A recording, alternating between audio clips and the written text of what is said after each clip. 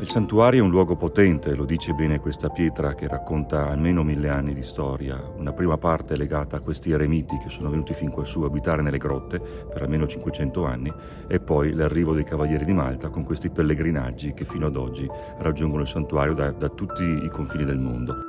Il motivo dei pellegrinaggi è dovuto ad una statua del 1432, una Madonna addolorata, tra l'altro anziana, molto particolare, che viene qui venerata almeno da quel momento, e che raccoglie i pellegrini sotto il manto di Maria che chiedono aiuto. Ecco perché abbiamo moltissimi ex voto, cioè persone che lasciano qui un segno, un'immagine per aver ricevuto una grande grazia.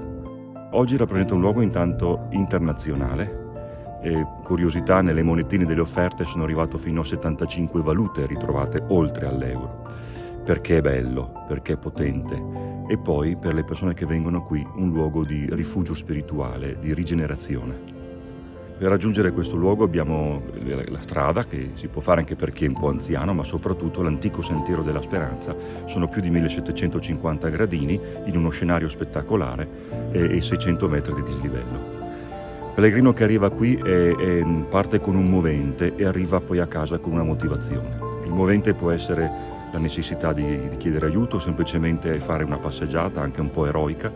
Poi quando viene qui cambia completamente atteggiamento, si lascia conquistare dal luogo, dal suo fascino e dalla sua spiritualità che trasuda da queste pietre, perché qui per 500 anni gli eremiti hanno pregato, sono vissuti in povertà e quindi si sente ancora l'aria si respira l'aria spirituale di chi ha dato la vita per lo spirito, per Cristo.